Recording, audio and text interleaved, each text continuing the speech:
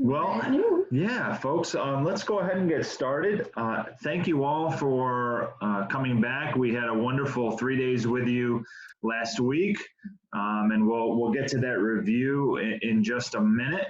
I just wanted to give you a bit of a welcome. Jody's got an opening exercise for us, but I wanted to give a bit of a welcome, and I also wanted to give a bit of a shout out and appreciation for Jackie, who's with us today. So last week, we were really working through some fantastic material that's in Jackie and Sherry's book, Conversations Worth Having, which I know we talked about a little bit. Today, as we talk about strategic thinking and strategic planning, we'll be using some materials from a different book that Jackie wrote on SOAR, and the thin book of SOAR I've put a picture of here. And so if you want to check out more, we're certainly, I mean, this is going to be a really high view. We're flying over at an altitude of 5,000 feet. So if you want to learn a little bit more about this, I'd encourage you to grab her book. So I just wanted to give her the shout out there, and also just to express our appreciation to both Jackie and Sherry. Folks, what we're being able to provide you through these couple of weeks and 5 days together is a lot of great information from two fantastic books, from two fantastic facilitators and leaders that, quite frankly, usually they get paid for. And so they're giving us the opportunity to share it for free with all of you, and I'm really grateful to both of them. So so we'll get right to it. Take it away. Welcome back.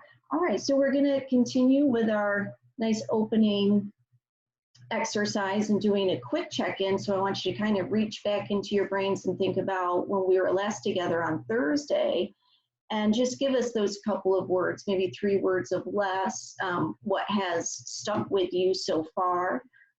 So maybe what you practiced. Maybe what you've practiced, if you've had an opportunity to practice some generative questions or some positive framing, or you've just really taken the time to be more cognizant of your mindset in certain situations.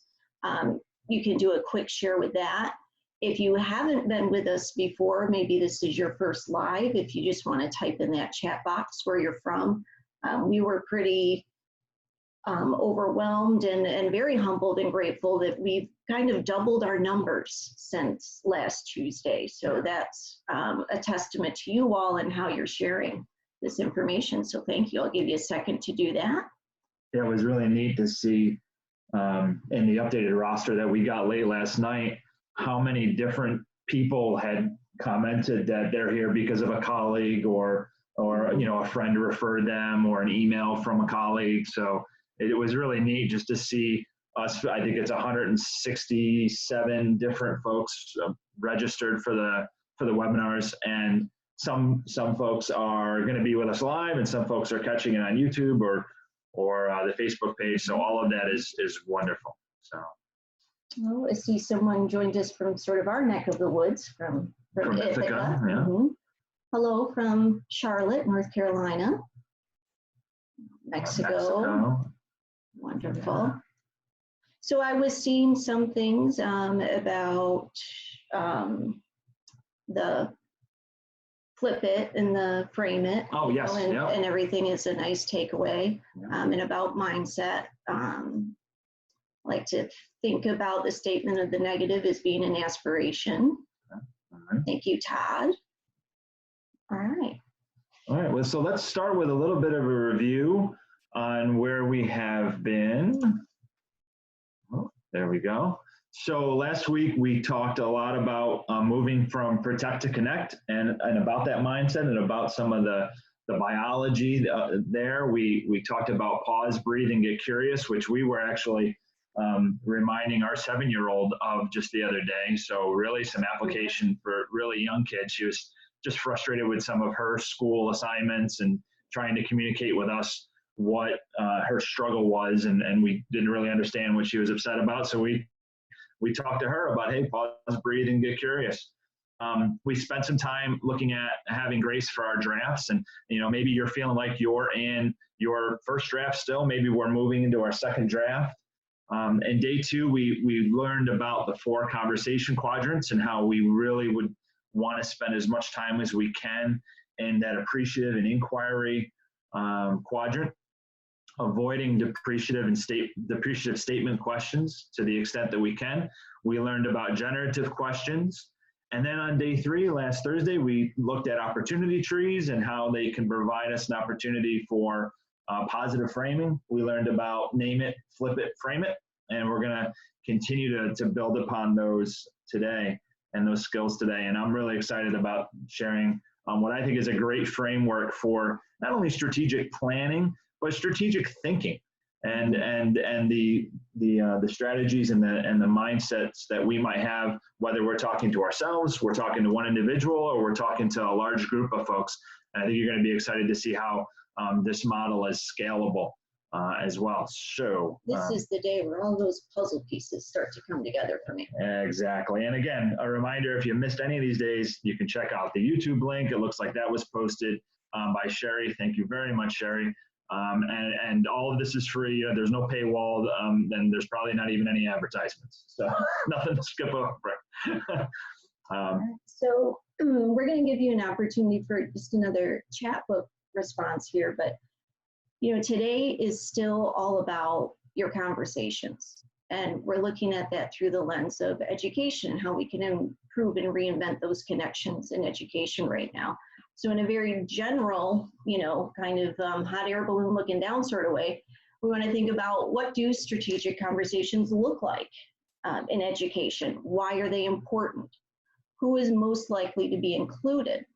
And along with that, we want to think about, in these conversations, if you've been a part of them, whose perspectives usually aren't included, and what might be the impact of those voices that are lost when we make those decisions and we make those plans. So I'm going to give you a minute to think about that. Maybe pick one of those questions if you're comfortable, and kind of share that in the chat box. What do they look like in education? Why are they important? Who is most likely to be included? Who should be? Great. We'll give you a minute to do that. I like your addition. Who should be? Who's not?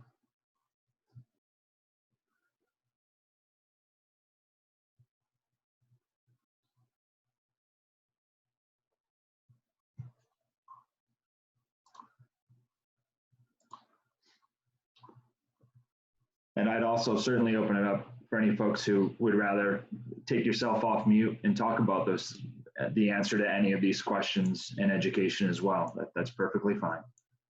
We have you come in on mute, but you have the ability to unmute yourself.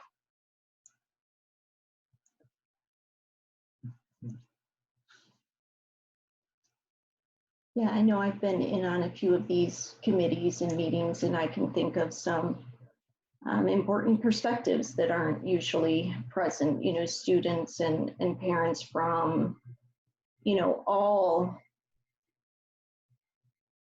different backgrounds, and and how we can include all of those. Even, I think it's important to include those, especially the ones that are hard to reach. They're probably hard to reach for a reason, and doesn't mean that their perspective isn't needed and valuable. I remember too, one of our children has special needs, and we have IEP meetings that we often go to.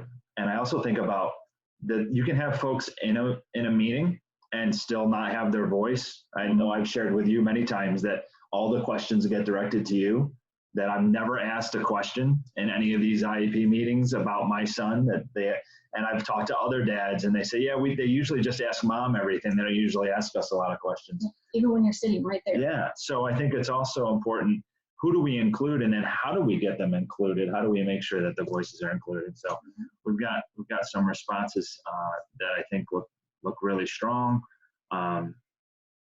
How often parents are being looked to take the lead. I'm really excited about that as well. I think that this is, and I don't want to get ahead, but it's a fantastic opportunity for us to reconnect and to reinvent connections with parents. And I think come out of this experience with stronger connections between the school and the home than have ever existed. So I think that's a fantastic takeaway. Yeah, I agree. I think strategic conversations can often stay at the top, yeah. And talked about that analysis that SWOT to the SOAR, in a conversation we had, and how we can kind of move that into a top down into a more holistic approach. Yeah.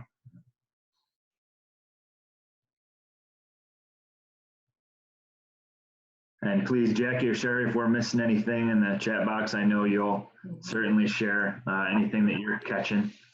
Something that just popped up, this is Sherry, that I thought was a really valuable insight. Megan Funk had shared that parents are really starting to engage.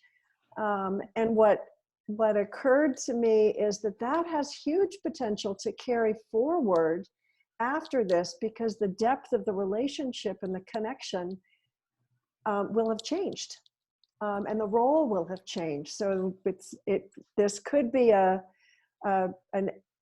positive outcome from something that looks pretty traumatic to it shifts the whole dynamic to parents as partners. Yeah, absolutely. And what a resource parents are for their children when we look at things like school attendance, school achievement, all of those outcomes that we have hopes and dreams about, the invaluable role that parents play. And so if we can continue that when we get back to the classrooms here in hopefully a couple of weeks, how those new partnerships, or those even more solidified partnerships, what a benefit that'll be for the children and to the parents, and in those family relationships. Mm-hmm.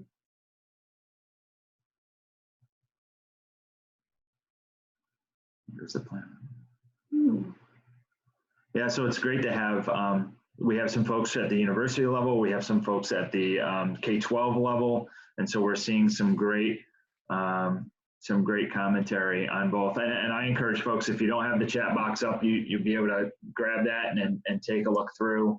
What I want to make sure that to touch on today is just a recognition that there is this ecological model that I think that develops, or that we have to be aware of, right? That our strategic conversations, our strategic thinking often takes place in a number of different domains, and that we would advocate, and that we hope that you'll see that those practices we talked about last week, that ability to move into a connect mindset, to use generative questions, to think about how to positively frame the issues that we're facing, that those can be valuable, whether it's our internal thinking, things happening in our classroom, things happening in our school, or even the larger community impact and the community events that we might be involved in. I know you're involved in a lot of stuff that goes on in our community. We live in the district that Jody teaches in, right? And so regardless of where we are, whether we're talking about the internal dialogue or the large community meetings, those skills that we've tried to share with you, they're employable, they're usable, and then the framework that we want to talk with you about today is scalable as well, right? So when we think about those different teams that we're with, we are employing strategic thinking in all of those. I'm really excited to get feedback from you all on that, because we have such a wide range of people in all sorts of different roles in education, from classroom teachers and college professors and other things like that. So, your model might not necessarily look like this, but, you are part of that framework. I'm excited to see those perspectives. And Nicole makes a good point for those who are outside of school, that the model looks a little bit different, right? Or even in different careers. I see the update, right? So when we talk about the internal conversations, we talk about the immediate influence. What are those concentric circles, if you will, the folks that we have a lot of contact with. And then when we branch out and we talk about what are the communities that they live in, and we start to see an overlap, I think it provides us with a real opportunity to see the power of generative questions and positive framing and the strategy that we can employ with the framework we'll share with you today in a couple of different domains. Yeah. Right? So All right. So last week, you probably remember seeing this if you were with us, and this is just a nice image on how to create a positive frame, to name where we are, to flip it to the positive opposite, and then to talk about the positive impact of that flip. And I remember someone asking, okay, so when you have the positive flip, are you done? And then someone else asked, when you have the positive frame, are you done? And of course, I think that there was consensus amongst all of us. Well, no, you're not done, but you have an ability to start having a conversation from a place of creation, from a place of innovation, when we're focused on this healthy kind of where we want to go. And so what I want to say is that what we want to share with you today is a framework for, okay, here's where we want to go. Here's that desired future. How do we make sure that we touch upon all the different domains that we might find ourselves in, so that our planning and the generative questions we ask in support of that thinking and planning can be holistic, right? So this past Friday, in one of the teacher groups I belong to on Facebook, they had posted a link to this article, and if you look under problem, the title of the article is there in quotes: "Homeschooling during the coronavirus will set back a generation of children." It's very helpful. Yes, thank you, Kevin Huffman from the Washington Post. When I read that, and I was like, okay, do I even want to read this article? Because just that title put me in a very protective mindset. Makes sense. As an educator, personally, I feel like I'm doing the best I can. I am always looking for ways to improve, as are my colleagues. As a parent, I read that and go, how hopeless and dire that seems, so it was really put me in a very strong protective mindset. And I thought, that's such a depreciative statement. Really not a whole lot redeeming there. So, how can we flip that? How can I get out of my protect mindset? What can I pause, breathe, and get curious about, to sort of see what might have been some of the reasoning behind that.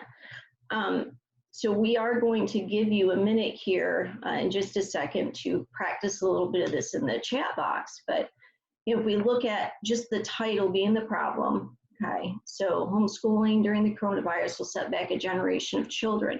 Well, if we flip that to its positive opposite, right? Well, this period of homeschooling boosted our capacity to help children learn and thrive. Okay, so now what would the positive impact of that flip be? What is our desired outcome? So we want to see what you all think and give you a chance to sort of try that positive frame, yeah, and see what you can come up with. And I had, it took me a little while when I was first in it, because I was so protective of my craft, my students, my family. So maybe some of you all can work through this a little quicker than I did the first time. Well, we were talking about, even as what an employer would think about, or what folks working in a college setting might think, oh, great, we're in for an entire generation, right? An entire generation of children. Really puts us in a quick protect mindset. Absolutely. And hopefully we're not picking too much on Kevin and his article. I encourage you to read it for yourself and make your own conclusions. This is just the title. That's the title. But when real life gives you some great examples, I think you just got to grab them. I like that. Learningful homes, Jackie. Learningful homes. It's funny, when I was working on my dissertation, I came up with this term, teachering. Yes. Right? And teachering was my idea for all of the in addition to curriculum that teachers do, right? All of the other than teaching, the reading, writing, and arithmetic.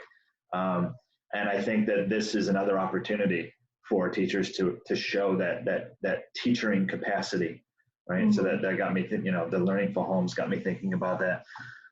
They're all developed a natural capacity to adapt and learn from the particular situation. Great. New partnerships. I'm really excited about that piece. I have to tell you, I am. What's great about your homeroom? And the thing, if we were to look at this positive flip, and let's say it's 2 years from now, and we know that this period of homeschooling did boost our capacity to help children learn and thrive, you might think about, what are the things we did that made it, now we're having that look back, we'll go, wow, that was really successful. What did that look like? Is another way to think about that.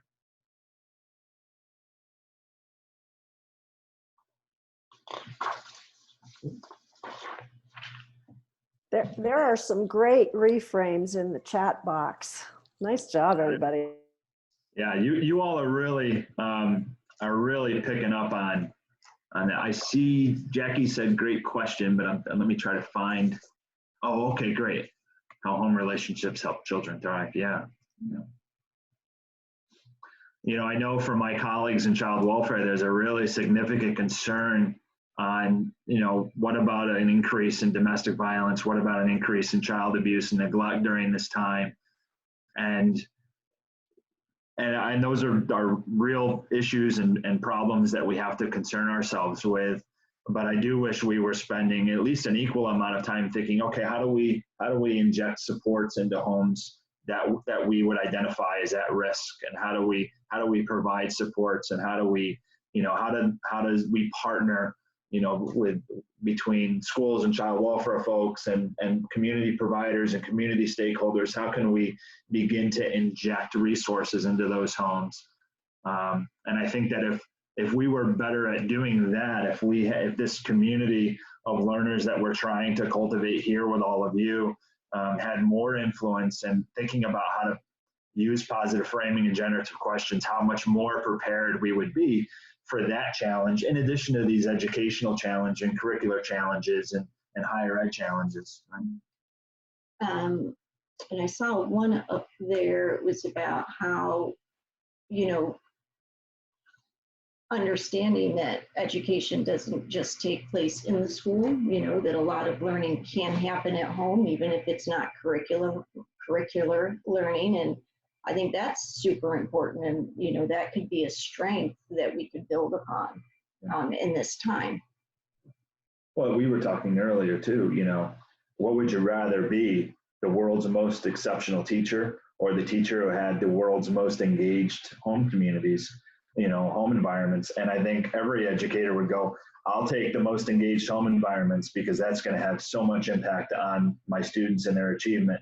Even it will compensate that I'm not the world's greatest teacher, right? And on the flip, you can be the world's greatest teacher, and when you don't have that engagement in the home, that world's greatest teacher is really limited in the impact they can have. It'll still be exceptional, and teachers do miracles every day, but how many more miracles they can do when they have that engaged and supportive home environment. And so hopefully that's something that we see 2 years from now, when we go, wow, we've really used this period to boost our capacity to help children both learn and thrive. I don't know if anybody else has coffee mug confirmation that they are, in fact, the world's greatest teacher, like I do. I have it on coffee mug. You have it on coffee mug, and I believe some Christmas ornaments too. Yes. So she's right here, folks, if anybody's looking for her, right? All right, let's move on. So what's that framework? We've talked about it a little bit already today. We refer to that framework as SOAR, and it's really a framework, if you will, for strategic thinking. And again, not only strategic planning, but thinking and conversing and connecting. And it gives us 4 different quadrants for asking generative questions about our desired future, right? Where are our strengths? What are the opportunities that exist? What are our aspirations? And then how do we measure our results? How do we measure those outcomes? Yeah. So what I really love about this is it's really just a nice generative questions framework or organizer. Yeah, organizer, yeah. And so when we prepare for those strategic conversations, we need to think about each of these quadrants and the generative questions we can ask based on our situations. And kind of just an aside, you don't have to go in any particular order, but it's just really important if you can have 2 or 3 generative questions, maybe even for each one, then you know you've really got that nice solid foundation for your strategic plan or your conversation moving forward. Let's give them a chance to. All right, so we're going to give you, again, 1 minute. This is not necessarily a chat box one, although if you want to put your answers in the chat box, you're certainly welcome. But if you have pencil or paper nearby, you could do it then too. So we're going to give you a minute to make a list of all of the frustrating or inefficient situations you're in. And I don't need to say anything more about that, I don't think. So we're, again, you can use the chat box if you like, or, you know, just pencil or paper, but we're just wanting to get you into that mindset so we can do a little bit of practice. We've given you some examples if you really needed the spark. Mm-hmm.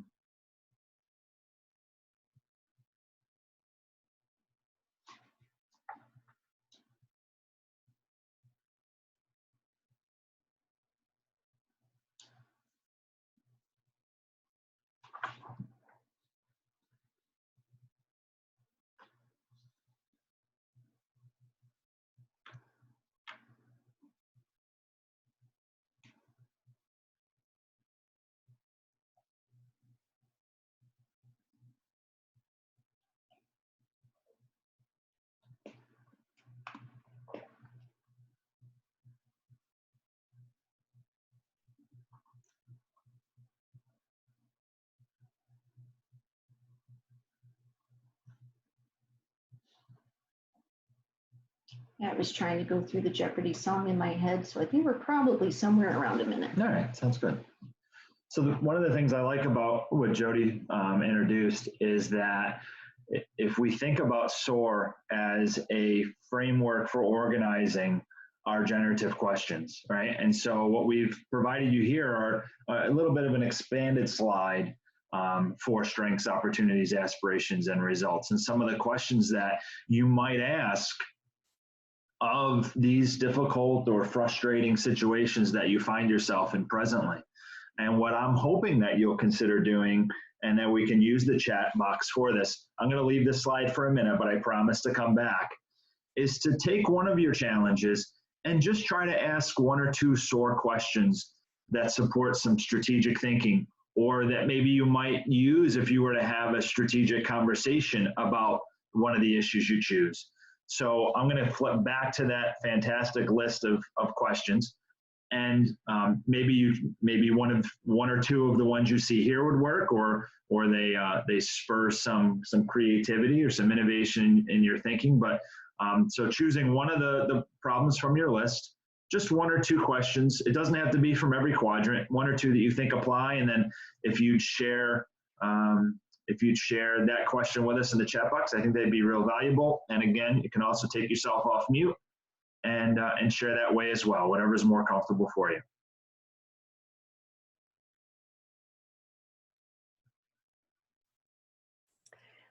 I noticed that when people are sharing even the challenges right now, they're automatically flipping in the chat box, which I just love it. I love it when that happens. It typically does happen, but it always warms my heart that people are just embodying that immediately. Yeah.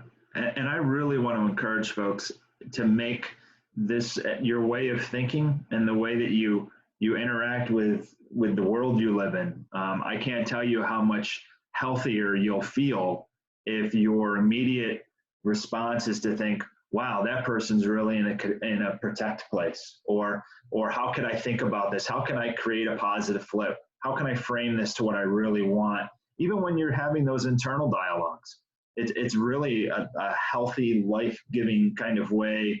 It sounds a little social worky, I guess. Given my background, not a big surprise.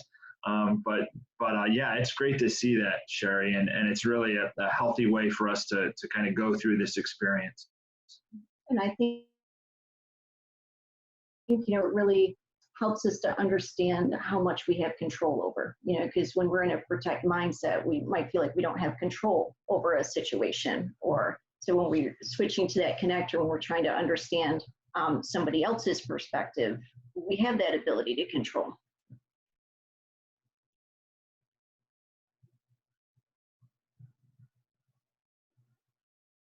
What they care deeply about, and why, and how we might take care of. Yeah. Yeah, and what a great way to move and to connect. And I'm just saying it's Jackie's comment, but what a great way to move and to connect with someone to say, how do I protect what you care most about as we work through all of this? Yeah. Well, yeah. What contribution do you dream about making?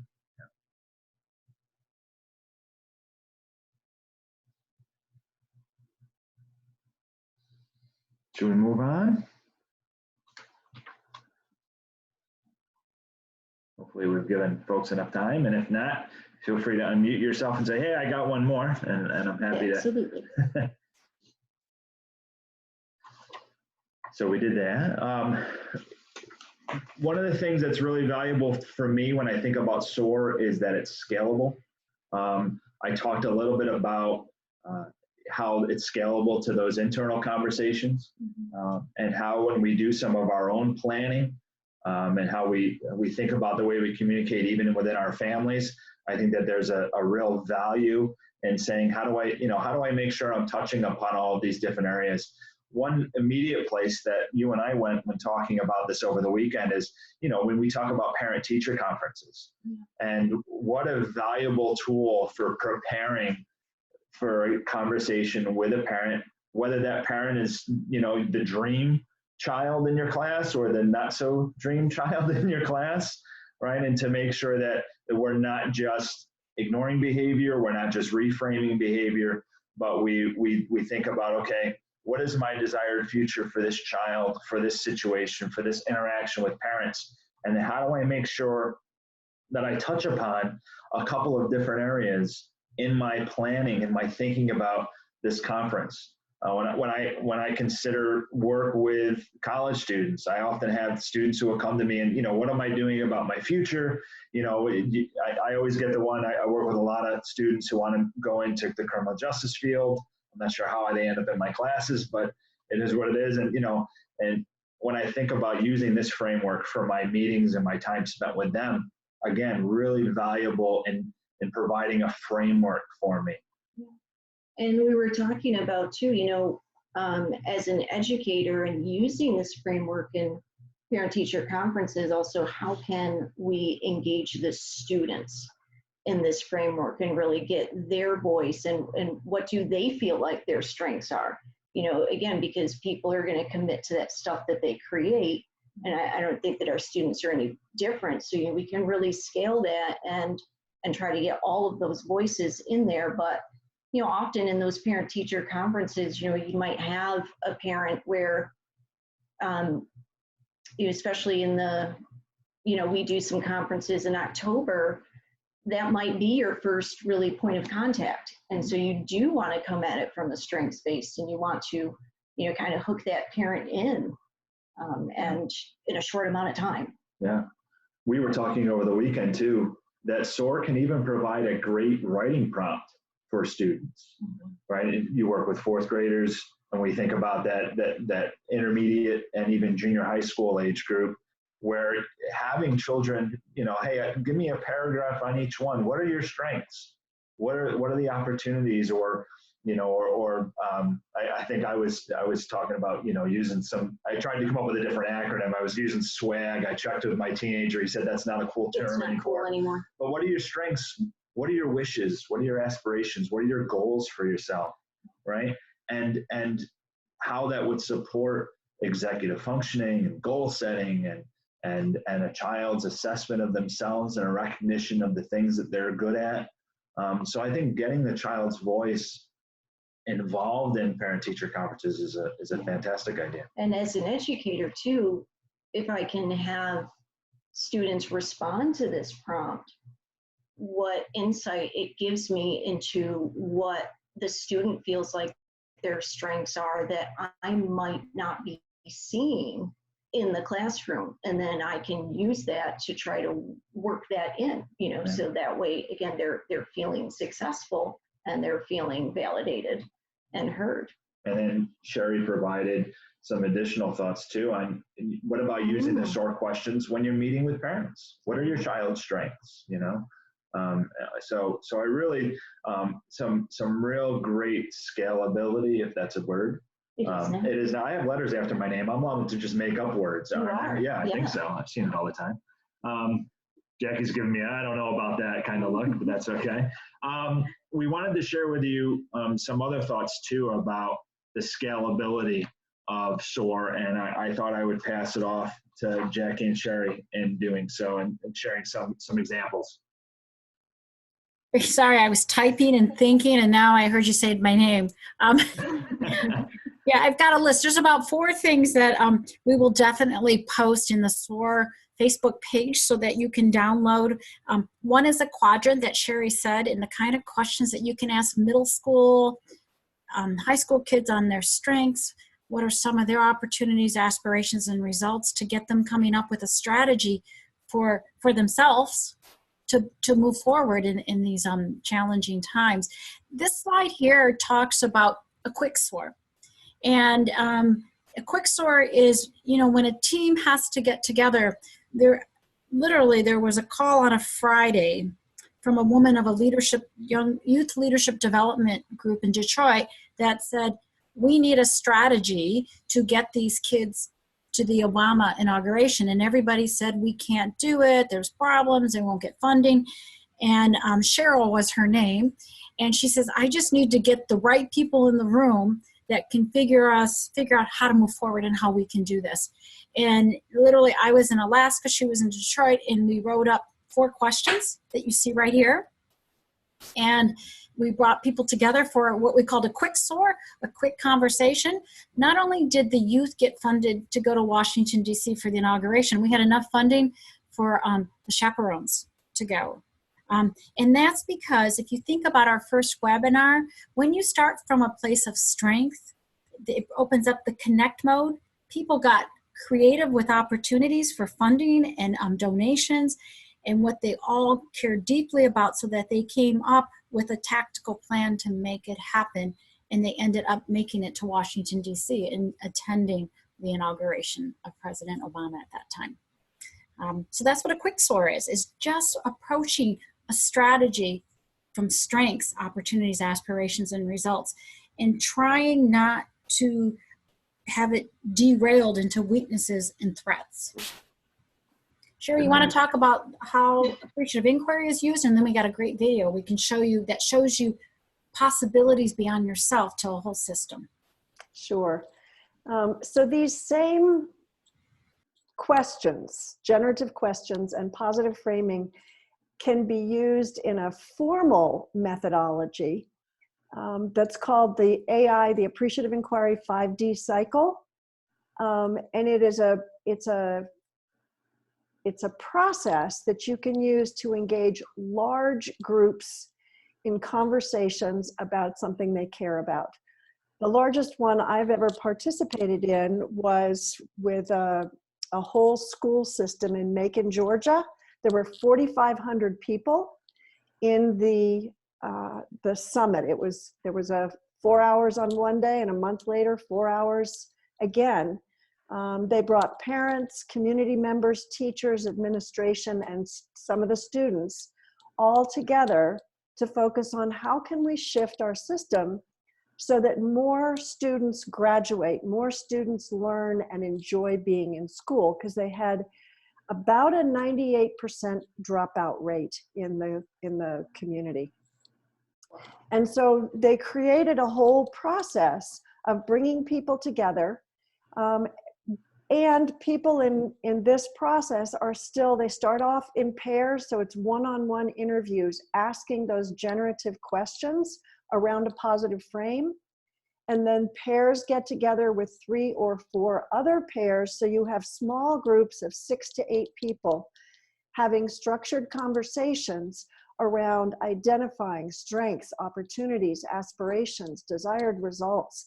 And then they create shared dreams together. What if it looks, what does it look like when all of our students are graduating? And how did we get there? What did we do? And so out of that come some very specific opportunities and possibilities for moving forward. The whole group gets those ideas up on the wall. There are a variety of ways for doing that. And then people choose into ideas that they're really excited about, and they begin designing. What does that look like? What could we prototype that would help us think through how might we actually implement this rapidly, quickly, learn and keep evolving it. And then they create action plans that help them deploy that into the community, the school, immediately. So these are processes for engaging, or this is a process for engaging all of the stakeholders in strategic conversations. And as you've heard, I believe it was Jody who said, people commit to what they help create. And so when you have a whole system visioning together, identifying their strengths together, and imagining what's possible, and then choosing to do what they are most excited about, things can happen that are absolutely amazing. I worked with a school that created a 5-year plan with blue sky visions that included doubling their campus size. It was a private school, doubling their campus size, doubling their the number of students they had, starting a whole equity system in the school, and they wanted to be part of a national conversation around best curriculums. In 4 years, they had accomplished every single one of their goals. And it was because everybody was involved and focused on it. And then the energy of the community just kind of shifted, and space became available nearby, which they were able to purchase. At any rate, amazing things can happen when you engage the whole system. So let's watch a short video to see what this looks like. And when you see the video, you'll understand why something like this unleashes so much energy and potential in a system.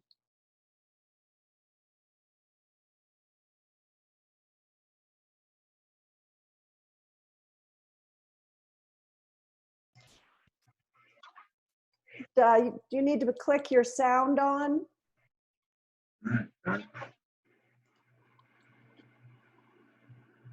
What am I under? Share?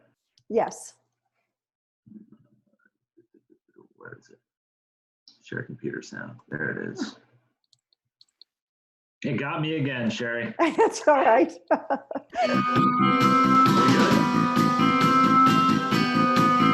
My role here is to help spark powerful conversations. We are asking some challenging questions and giving some challenging data in ways that get people thinking and talking about public education in Vermont differently and together. I think we've done a good job in Vermont of kind of admiring the problem for a long time. And I'm sort of jazzed by this opportunity of heads coming together to really look at ways to solve it. I sense a real sense of urgency that hasn't existed before, where we had a very fragmented discussion, and now I think people are starting to come together around a common set of both understandings about what the problem is, but also a potential path forward. I think this conference can achieve a better understanding of what the issues are in the various parts of the state, and I think it can begin to generate some really good, new, fresh ideas about how to address the problems that are facing the state regarding education. So our challenge then is to hone in on the strengths of what we do have working for us that we can build on. The opportunities for making it better than what it is now. And for really dreaming big, aspirationally speaking, for what we want that to look like, and concrete results, outcomes, how we know it when we see it. There is a longing for community voice everywhere in Vermont. They want to know how they can roll up their sleeves and contribute to being a part of the solution. There really seems to be a Vermont vision, a Vermont approach to education that's exciting. I think that Vermont vision has to do with a commitment to high quality, equity, and personalization. And I think student voice and powerful structural ways to involve students in the conversation should be part of it. The students know. If you ask students, they know what they want and need. It's hard for adults to actually change what we do so we can deliver that. I'm really here because I want to learn more about and try and have an impact on the education system in Vermont. I like to take control of my own education. I'm here because I have some very unique opinions about my educational experience, and I wanted to kind of put those on the table in a context that it might be able to make a difference. Being here is really amazing. It gives me a really great experience and a great opportunity to kind of change the face of education in Vermont. My expectations are to see improvement for each student and see if we can really put what we're saying to work. So I think there's a lot of work left to do with shaping that message. At the end of the day, all those strengths, opportunities, aspirations, results, we call it SOAR. It's all about believing it to see it, and in a way that harnesses people's capacity to really find strengths in numbers. I think I'm inspired because I think everyone really shares the belief that we can do this better, and that we can take the resources we have, and by allocating them differently, by collaborating more, by being willing to make some hard choices, that we're going to end up in a better place. So it's become clear when it comes to public education, the people in this room are it. No one else is coming. We are the best and brightest thinkers of what needs to happen and can. You know, it's almost like a tsunami that's brewing. Something powerful to think about. Let's get to work. We are it.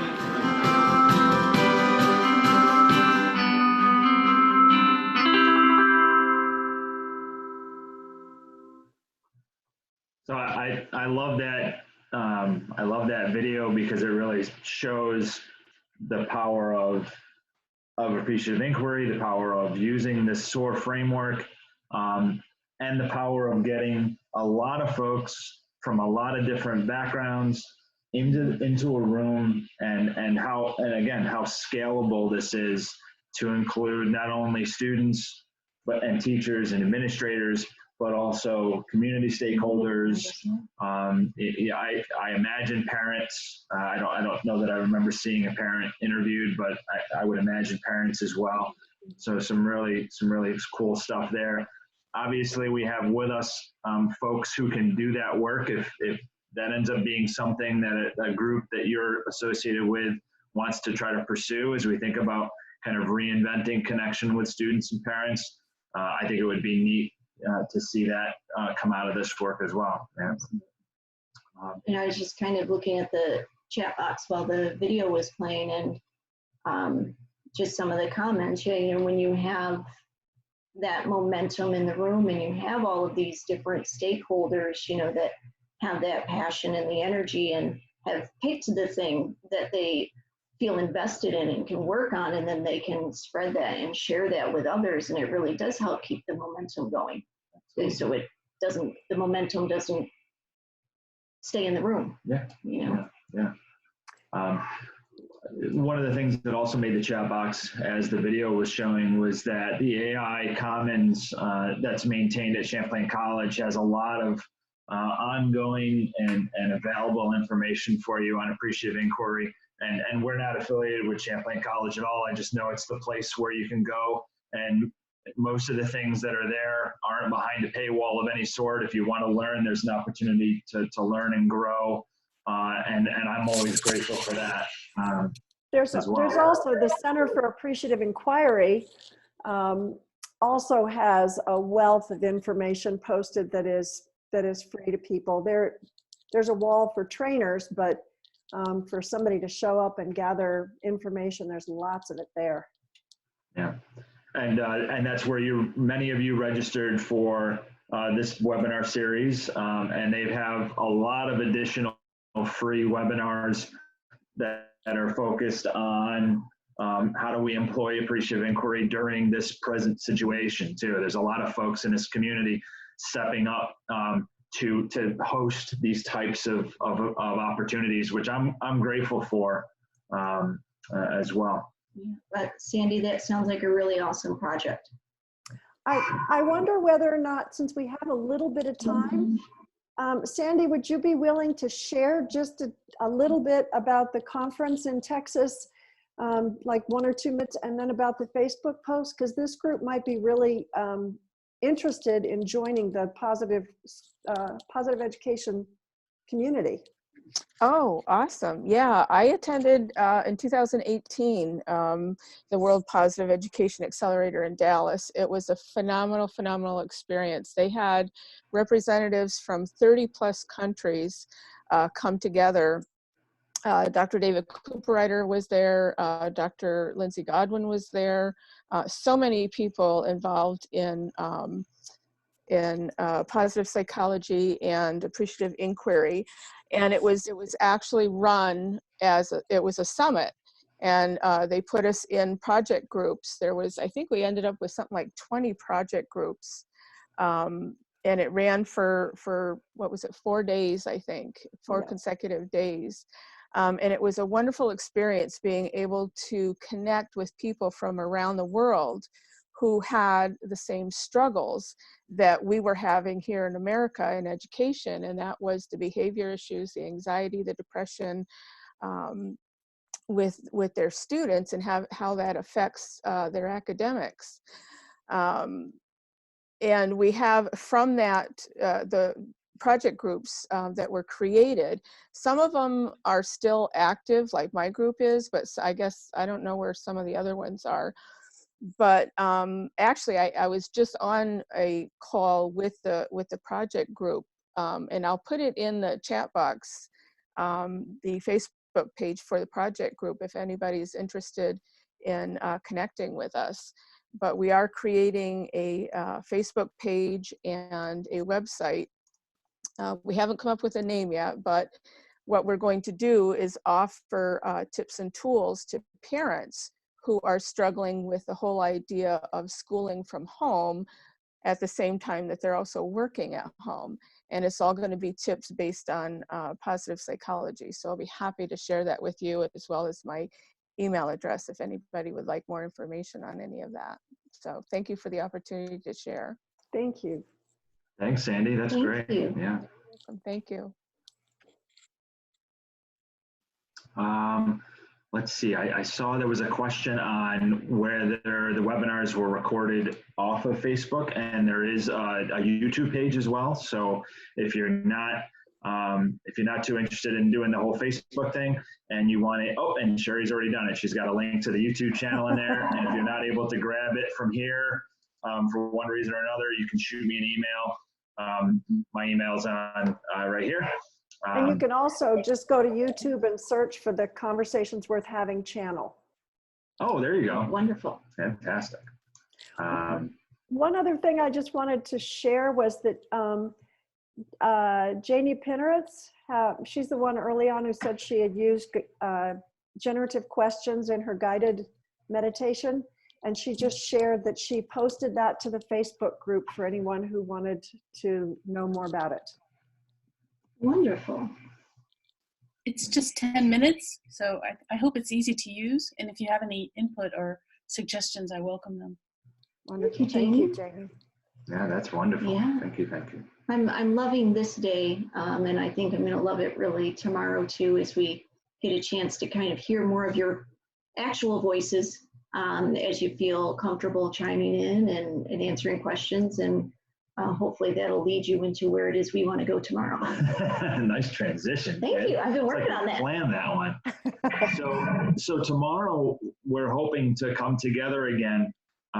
We don't have another presentation to give you tomorrow. I think we've covered some really great tools. We've covered some great material about mindset, the importance of generative questions and positive framing, and then today a framework for how to utilize those tools in a way that's holistic and touches upon different domains and also elements beyond the world of education. And so what I'm hoping for tomorrow is that we can really start engaging this community of learners in what does that look like? What are the things that we wish for? What are our strengths? What's working well? What opportunities are there for our second draft, our third draft, our sixth draft? And really start putting to use some of the thinking that's hopefully developed over the last couple of days. I'm really excited to hear more from you, particularly those amongst you in the field of education, because you've now had a week, 2 weeks, maybe even 3 weeks for reinventing this connection with your students and their families. And so I'm really excited for that.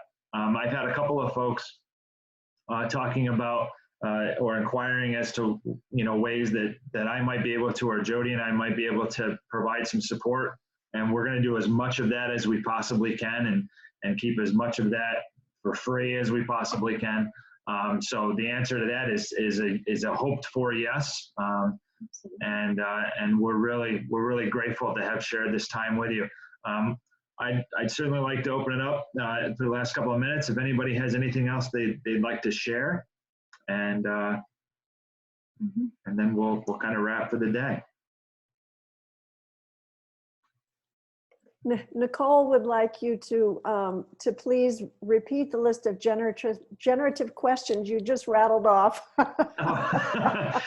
Let's see if I can do that. Probably not. But what I'm really excited about is just us utilizing some of these skills that we've talked about, and having a discussion concerning what's working well for you, how are you making connections, how we're engaging our students and their families in helping to define what well or what good looks like, and how we might measure the results, so that 2 years from now, when we look back on this, it truly is a time where we said, you know what, we use that as an opportunity to really engage and to really support greater outcomes and greater learning for the children that we work with.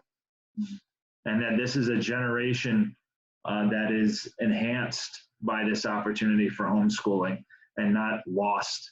Yeah, I hear a lot of well-meaning advice right now, especially geared towards public school teachers, right now everybody's doing the best they can, and your community can be your greatest source of support, but in times of crisis, it could also generate some negativity, and to ignore the negative. And while I find that to be very well-meaning, what I love about this conversation's worth having is that you're not meant to ignore the negative. I think that you find value in what people find challenging or find as roadblocks, and it's when we name it, flip it, and frame it that we can really start to work through that. Yeah. And when we pay attention to the complaints of our community, thinking about what's really going on, what needs are there that are being expressed, even if it's not expressed in the way we'd like it to be and in the way that would help us to stay connected, there are needs, right? And so what are those needs and how do we meet them? If we ignore them all, then we're ignoring needs. Yeah. And we might be ignoring needs from our most vulnerable students or our most vulnerable families.